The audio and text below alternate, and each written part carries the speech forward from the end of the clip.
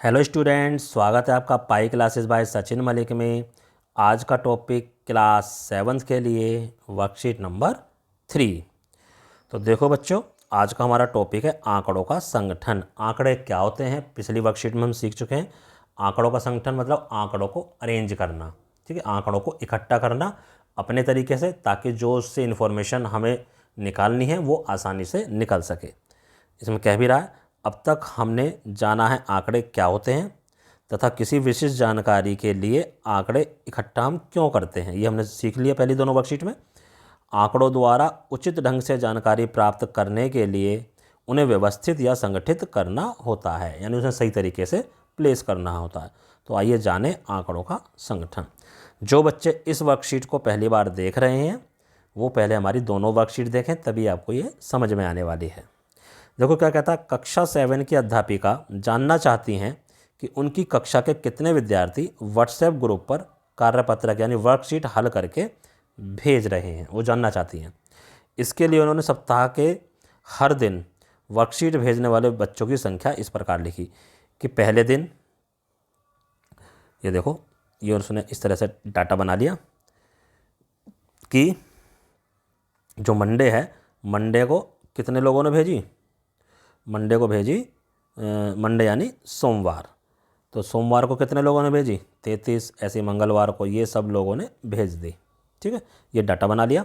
अब अध्यापिका को पूरे सप्ताह में प्राप्त होने वाले औसत कार्यपत्र का मतलब वर्कशीट है बेटा, औसत वर्कशीटों की संख्या को विभाग को भेजना है कि मेरे क्लास के इतने बच्चे भेजते हैं। तो अब वो हर दिन की ना भेज के उसको क्या पूरे वीक में औसत भेजना है कि भाई लगभग इतने बच्चे काम मेरा रोज़ाना भेज रहे हैं। तो ये औसत जानने के लिए अध्यापिका क्या करती है, सप्ताह के सभी कार्यपत्रक को जोड़ती है, यानी ये सबको, इन सबको जोड़ा, और कितने दिन हैं ये 7 दिन आए हैं, इनको 7 हिस्सों में वह 7 हिस्सों में बांटा, यानी कि 7 से उसको भाग कर दिया। इस औसत के आंकड़े को हम कहते हैं माध्य। ये ध्यान रखना, माध्य हम किसको कहते हैं, औसत निकालना। तो माध्य क्या हो गया, आंकड़ों का योग बटे आंकड़ों की संख्या। जो आंकड़े दे रखे हैं उनको जोड़ दो, ये जोड़ दिया हमने, 33, 35, 46 सबको जोड़ा, बटे टोटल संख्या में कितने थे 7 थे, तो जोड़कर 259 आया बटे 7, तो 37 आ गया आंसर। तो इस तरह से हम माध्य निकाल लेते हैं। अब कहता, अब अगर अध्यापिका यह जानना चाहती है कि वह अगले सप्ताह के लिए अधिक से अधिक कितनी फ़ोटोकॉपी करवाए, कि ज़्यादा से ज़्यादा कितनी फ़ोटोकॉपी करवाए लगभग सभी विद्यार्थियों को कार्यपत्रक मिल सके, तो वह 46 होगा।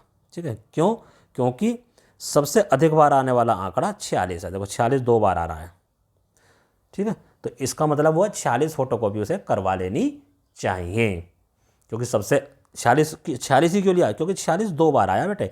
अगर कोई और संख्या 2-3 बार आती तब हम उसको ले लेते। तो ये जो सबसे ज़्यादा बार आता है उसी को हम बहुलक कहते हैं। ठीक है, जो आंकड़ों में सबसे ज़्यादा रिपीट होता है जो आंकड़ा, उसी को हम क्या कहते हैं, बहुलक। आइए अब करेंगे माध्यक, कि माध्यक क्या होता है। देखो माध्यक निकालने के लिए कहता, यह जानना कि कौन से दिन 35 से कम और कौन से दिन 35 से ज़्यादा विद्यार्थियों ने कार्यपत्रक लौटाए। तो आंकड़ों को बढ़ते या घटते क्रम में लिखते हैं, और आंकड़ा बीच में आता उसे माध्यक कहते हैं। तो 35 इन्होंने अपने तरफ से ले लिया, लेकिन जो बीच में आता माध्यक होता है। अब माध्यक मैं आपको निकालना सिखाता हूँ। ये जो आंकड़े हैं हमारे पास, इसको छोड़ो, सबसे छोटा 29 है, इसको हम बढ़ते क्रम में लिख लें। 29 के बाद 32, फिर 33, फिर 35, उसके बाद 38, और फिर 2 बार हमारा 46। तो हम क्या करते हैं, बिल्कुल देखो, इसको कट करो, इधर ये कट करो, फिर एक इधर कट करा, एक इधर करा, एक इधर करा, एक इधर करा, बीच में क्या बच गया बेटा, 35 बच गया ना। यही हमारा माध्यक है, ध्यान रखना इस बात का, यही हमारा क्या है, माध्यक होता है। अगर बीच में 2 संख्या बच जाए, ठीक है, मान लो एक 47 और आ जाता, ठीक है, तो 47 अगर और आ जाता इधर यहाँ पे, तब हम क्या करते, तब दोबारा इधर से कट करा, इधर से कट करा, फिर ये कट करा, ये कट करा, इसको भी कट करा, और इसको, अब ये 2 संख्या बच गई बीच में। अब माध्यक हम कैसे निकालेंगे, देखो अब माध्यक हम निकालेंगे 35 जमा 38, इन दोनों को जोड़ेंगे और 2 से भाग कर देंगे, जो भी तुम्हारा आंसर होगा फिर वो माध्यक आ जाएगा। ठीक है बेटा, आइए अभ्यास करते हैं। क्वेश्चन बताइए, सत्य बहुलक आंकड़ों में से सदैव एक संख्या होता है। सही है, बहुलक जो होता है आंकड़ों में से, 46 2 बार आ रहा था ना, तो बहुलक क्या हुआ, 46 हुआ। ये आंकड़ों में से ही आता है, तो दिस इज ट्रू। माध्य दिए गए आंकड़ों में से एक संख्या होता है, फॉल्स। माध्य क्या आया था हमारा, 37। 37 तो कहीं है ही नहीं, तो ये कोई ज़रूरी नहीं है कि वो आंकड़ों में से ही आए। माध्यक आंकड़ों में से एक सदैव संख्या होता है। बेटा ये डिपेंड करता है कि दिए गई जो आंकड़े हैं, अगर वो क्या है, विषम संख्या है, अगर वो विषम संख्या है तो ये ट्रू है, अगर वो सम संख्या है तो ये फॉल्स है। बस ये ध्यान रखना, इन्होंने यहाँ पे लिख नहीं रखा है, अदरवाइज हमें करना ये ऐसे ही है। अब करते हैं क्वेश्चन नंबर 2। इसको मैं एक आपको दूसरे पेज पर ले जाके करवाता हूँ। देखिए ये क्वेश्चन था, ये मैंने वहाँ से कॉपी पेस्ट करा है, इसलिए वहाँ इस क्वेश्चन को आप वहीं ज़्यादा पढ़ना, ठीक है। यहाँ थोड़ा पढ़ने में आपको दिक्कत आ सकती है। कहने का मतलब भैया ये आंकड़े हमें दे रखे हैं, एक तो इनको सारणीबद्ध रूप में लिखना। सारणीबद्ध रूप में लिखेंगे तो ये क्या अंक थे ये, ठीक है ना। तो हम क्या लिखेंगे, प्राप्त, यानी प्राप्त किए हुए अंक थे, तो एक तरफ हम लिख देंगे प्राप्त अंक, ठीक है। एक तरफ हम लिख देंगे बारंबारता। बारंबारता से पहले हम बनाएंगे मिलान चिन्ह, ताकि हम बारंबारता बना सकें, मिलान चिन्ह, और एक तरफ हो जाएगी हमारी बारंबारता।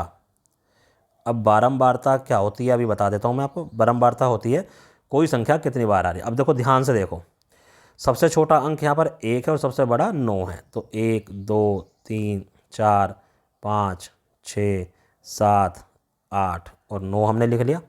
सबसे पहले देखो, सबसे पहले आ रहा हमारा 4, तो 4 के आगे हमने एक निशान लगा दिया। फिर 6 आ रहा है, अब 6 के आगे लगा दिया। 7, 7 के आगे लगा दिया। फिर 5, 5 के आगे लगाओ भाई। 3, इधर 3 के आगे लगा दो। 3 के बाद फिर 5 आ गया, फिर 5 के आगे लगा दो। फिर आ गया 4, 4 के आगे एक और निशान लगा दिया। फिर 5 आ गया, 5 के आगे एक और निशान लगा दिया। 2, 2 के बाद 6, 6 के बाद फिर से 2, 2 के बाद फिर से 5। अब देखो जब 4 निशान पूरे हो जाते हैं, तो अगर 5वां निशान फिर से आ जाए तो हम इस तरह से काट के लगाएंगे, तो इसका मतलब है 5 का हमारा ग्रुप हो गया। अब 1, 1 के आगे आ गया। फिर 9, 9 के आगे एक निशान आ गया। फिर 6, 6 के आगे एक और निशान आ गया। फिर 5 आ गया, 5 के आगे चलो एक और लगा लो, ठीक है ना। ये 5 हमारा काफ़ी बार आ चुका है। और फिर हमारे पास 8 आ गया, 8 के आगे एक और लगा लो। फिर 4 आ गया, 4 के आगे एक और लगा लो। इधर ही हमारा 6 आ गया, फिर 6 के आगे लगा लिया।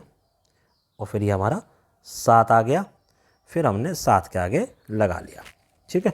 देखो 3 भी हमारा रह गया, हमने 3 के आगे नहीं लगाया, कहीं ना कहीं हमने इसमें गड़बड़ी कर दी है। तो मैं, ये 3 भी था तो शायद 3 के आगे हमने नहीं लगाया, थोड़ी सी हमने गलती कर दी। 4 6 7 5 और 3, 3 के आगे भी 1 आना चाहिए था, ठीक है। तो इस तरह से निशान लग गए, ये समझ लो आप। अब मान लो ये थे 1, ये थे 2, ठीक है। जितने डंडे हैं उतनी लाइन गिन लो। तो ये 5 हटा दो क्योंकि 5 कम था, ये 2 था, ये 1, 5 हमने ज़्यादा बार ले लिया, शायद 3 की जगह हमने ये 5 ही लगा लिया था। ये 3, ये 5, फिर ये 4, ये 2 1 1।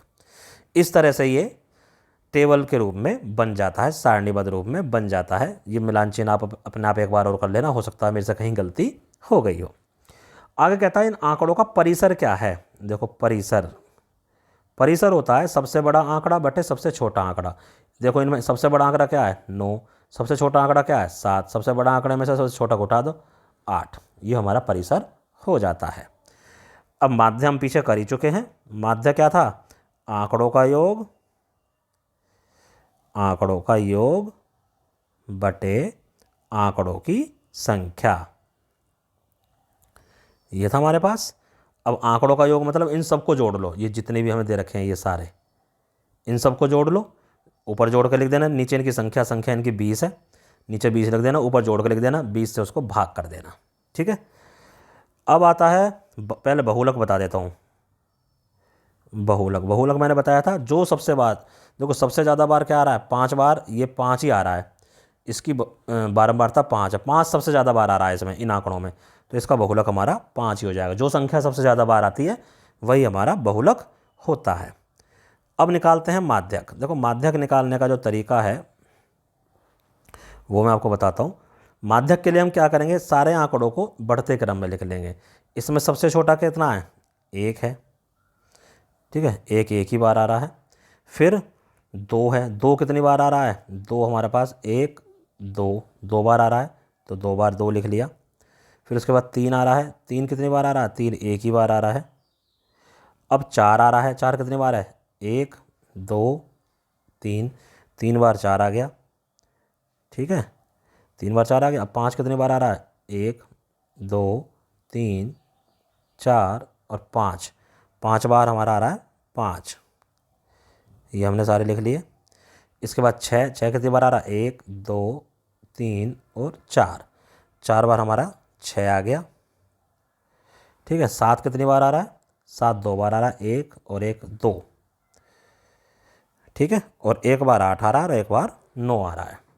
ठीक है, अब माध्यक निकालने का तरीका हमने जैसे ऊपर करा था, तो माध्यक निकालते हैं।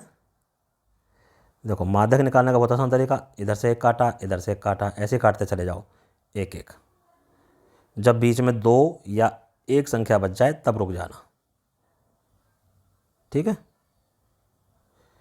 देखो अब बीच में 2 संख्या रुक गई, एक एक रुक जाती, 1 बच जाती, तो वही हमारा माध्यक होता। अब 2 बच गई, तो इन दोनों को जोड़ो और 2 से भाग कर दो, 10/2 और ये आ गया 5। तो इस तरह से इस वर्कशीट के सवाल कंप्लीट होते हैं। ये आपको अपनी कॉपी में साफ साफ करने हैं और अपने अपने टीचर को व्हाट्सएप पर सेंड करने हैं। धन्यवाद।